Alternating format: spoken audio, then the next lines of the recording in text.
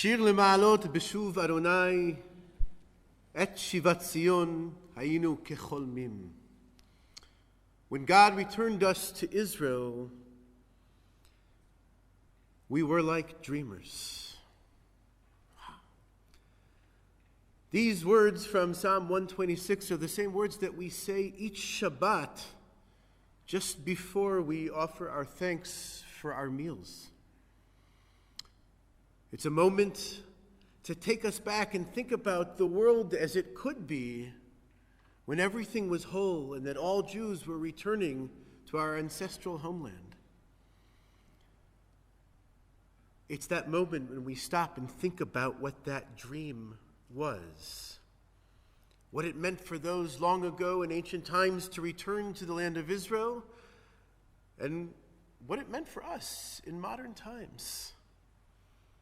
Well, you see, that dream was in fact achieved nearly 77 years ago, when on May 14th, 1948, the modern state of Israel was born. And I'm honored and deeply, deeply grateful to all of you here for inviting me to come and talk about that dream. Especially to Bethel's Ahavat Medinat Yisrael endowment, the love of the state of Israel, who brings a speaker each year, and it's so touching and humbling to be here this year. My deep thanks, of course, to Emily and Sam Zimmerman for making that possible and for all that you do. And it's wonderful to get to know you, this time in 3D, in fact.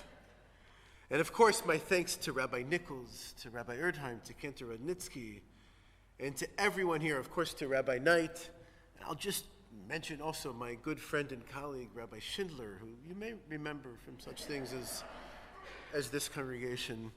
And I want to give a shout out, of course, to my friend and colleague, Jamie Krush, who's here with us, who's working with us at the URJ, and all of you who I've had a pleasure to meet and spend time today on your magnificent campus and be in your community. It's really wonderful to be with you. Now, I'm going to say something obvious, and even though it's obvious, I'll say it nonetheless. Okay? Okay. You're like, do we have a choice to say no? Is it okay? Yeah, no. I want to maintain that the state of Israel, having been created into this modern reality almost 77 years ago, against all of the odds, was a tremendous, unparalleled success story.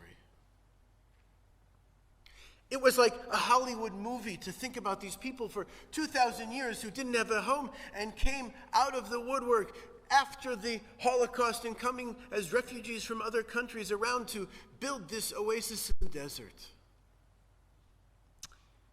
Now, if I say that it was a success story, that doesn't necessarily mean that we didn't make our fair share of mistakes.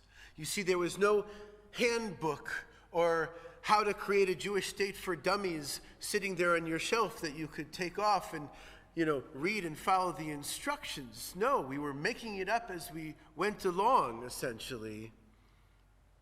And not only did we create the modern sovereign political entity for the Jewish people, we ended up creating something in which we live in Jewish space and Jewish time.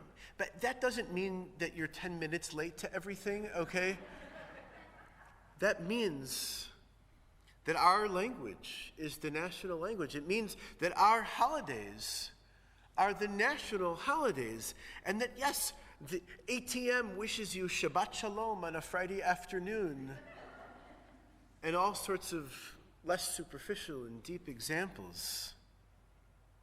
In fact, one of the modern miracles of the state of Israel is that we were able to revive the Hebrew language from an ancient language of our liturgy and our scriptures to now a modern functional language where not only we read the Tanakh, the Bible, or you could read the Siddur, but you could follow the bus schedule in Hebrew, and you could read instructions to a board game or to operate something.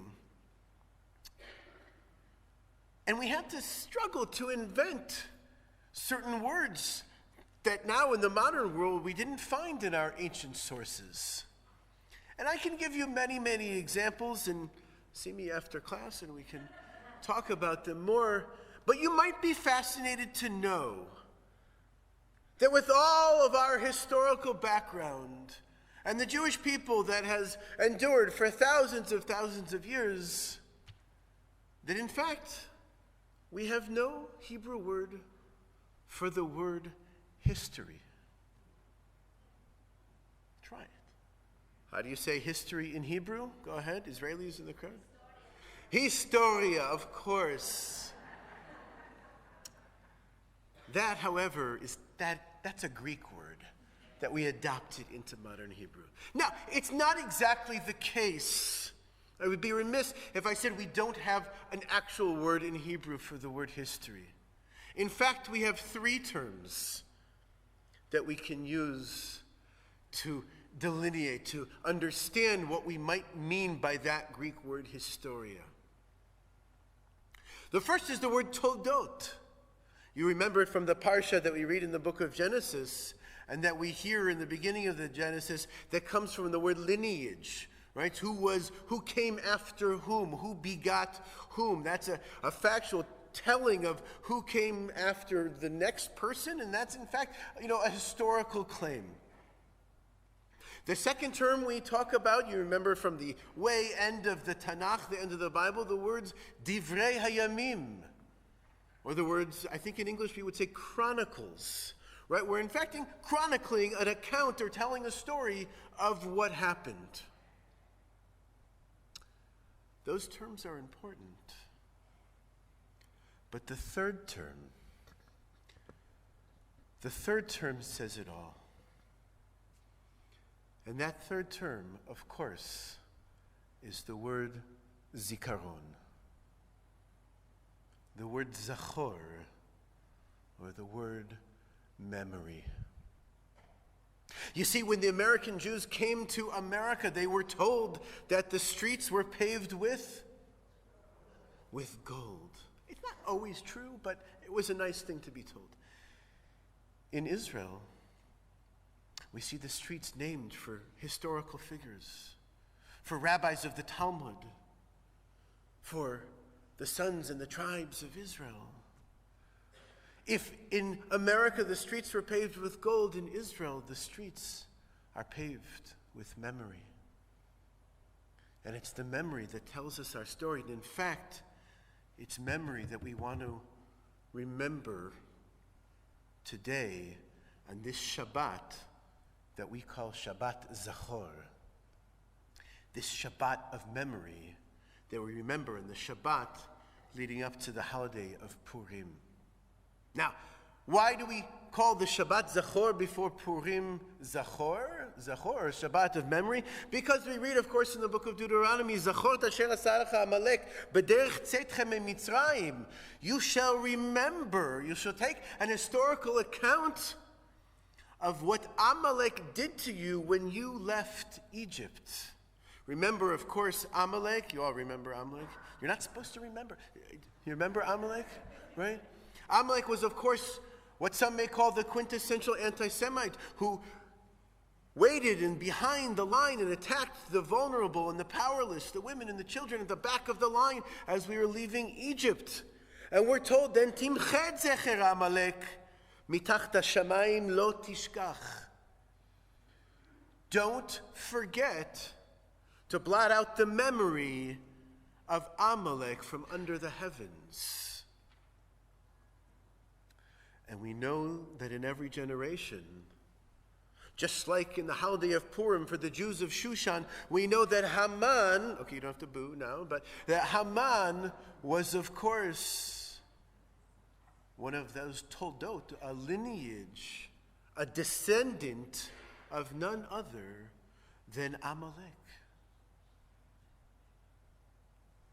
And so on Purim, we have that stark reminder in front of our eyes that yes, we are vulnerable. That yes, someone, another person is going to rise up and threaten the very existence of our people. But Purim offers us two lessons. The first lesson that Purim offers us is don't be naive. You as a Jewish people, we as a Jewish people, don't have the luxury to let our guard down. But the second lesson that Purim offers us is when you're busy blotting out the memory of those who come to destroy you, be careful. Because that unchecked power can also be dangerous. That when we get to chapter 9 of the Megillah, and we go and slaughter 75,000 of the townspeople there in Shushan, we have to be careful, because not all of them are Amalek. Now this Shabbat Zachor, of course, marks the second Shabbat Zachor since the tragic and horrific massacre of October 7th, 2023. Our memories are still fresh. Our trauma is still real. And our pain is still deeply felt. The massacre and attack, the killings, the abductions, and the sexual violence of October 7th ripped our lives apart. It changed Israeli society forever, and the ripples were felt deeply across the oceans and in each of our communities and deep into our hearts. For some, this attack, this massacre was the undoing of Zionism. They said because Zionism was in fact a movement that was not only our national liberation, but it was meant to protect us as Jews. It was meant to show that we are strong and that we can defend against the outside enemies, against Amalek coming to seek our destruction. For some, it brought them back 120 years to the town of Kishinev in 1903, when we remembered one of the most famous and terrible pogroms, and that was cataloged, of course, by none other than the poet Chaim Nachman Bialik, where he wrote this flowery poem in biblical Hebrew, calling out the Jews of Kishinev to rise up and stop cowering behind walls and in cellars, hiding from the enemy. Rise up to defend yourself. Rise up to be strong and to no longer be afraid. Well, there we were, exactly 120 years later, having created our own state, now hiding in safe rooms and in shelters, fearful of that enemy coming to seek nothing less than our destruction. Calling out for help and knowing that there was a colossal failure in our own military and security apparatus that failed to protect us. It was a moment of deep reckoning of what the Zionist project invented and created. You see, it was Rabbi Jonathan Sachs who said that to be a Jew is to have this sixth sense of memory. And for some, memory can be a burden that for some is even unbearable. But for others, memory can be a blessing, because memory can be a precursor to action. And if Zionism was about anything else, Zionism was about action. Now, since October 7th, and okay, I admit it, well before that as well, I have heard many different things about Zionism. How many of you have had a conversation about what that word means at some point in the last, 17 months? Anybody? And how many of you have, in those conversations, felt that maybe you and I, your conversation partner, aren't exactly looking at the same definition of what it means to be a Zionist. Anybody have that experience? You see, when I moved to America from Jerusalem, even though I had grown up in the United States and I was practically fluent in English, I was still missing a few social cues. So in America, what's the first question that you ask or you are asked when you meet someone on the street or at a party or at a function or in your office? What's the first question? Go ahead, throw it out. No. No. What? Yes. Americans ask, by and large, and I'm grossly generalizing here, and I apologize, they ask, what do you do? And I said, about what?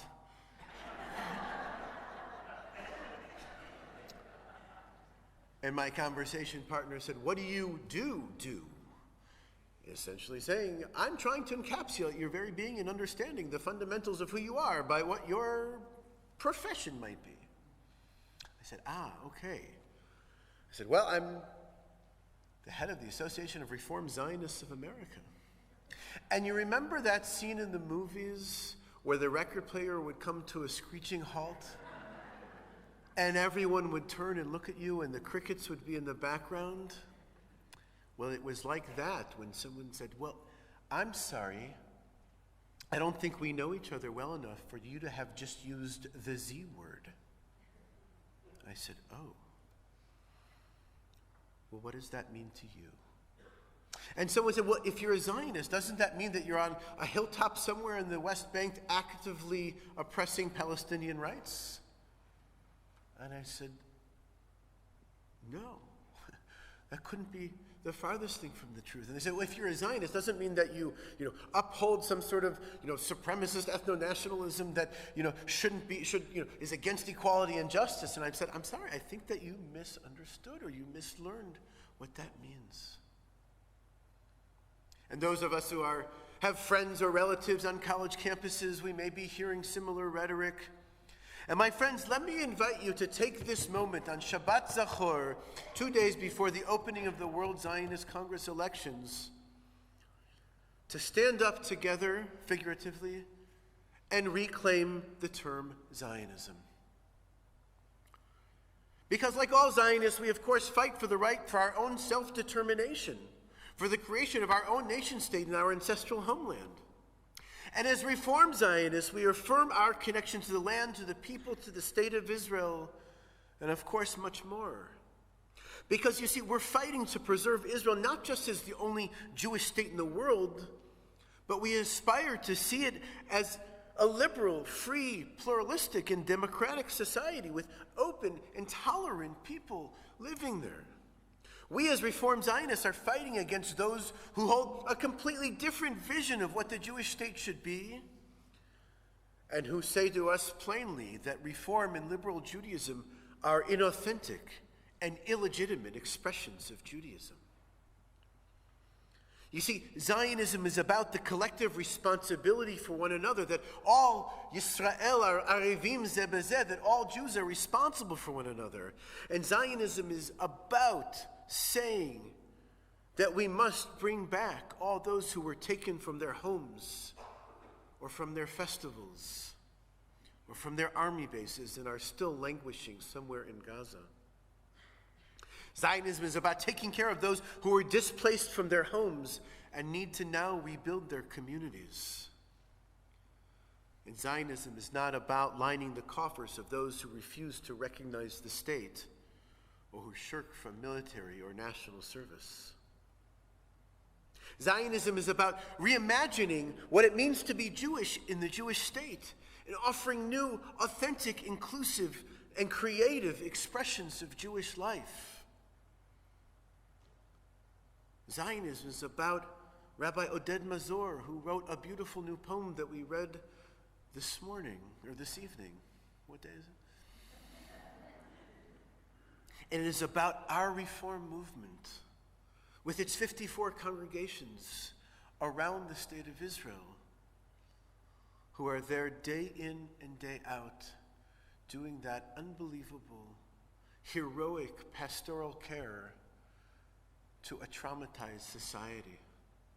It's about our movement standing every single Saturday evening, every Motzei Shabbat, and running a Havdalah service, not for our own congregations, but the congregation known as the State of Israel and the city of Tel Aviv.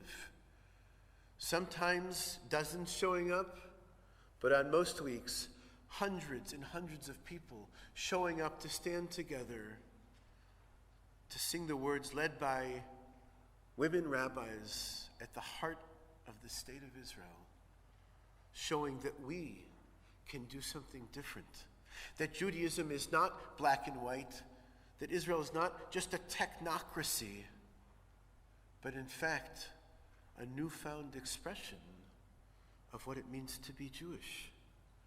You see, because Israelis have woken up to this reality that having a Jewish state doesn't necessarily mean having a Jewish community or a Jewish identity, and that polarizing dichotomy between religious or orthodox and secular no longer answers the needs of the mainstream.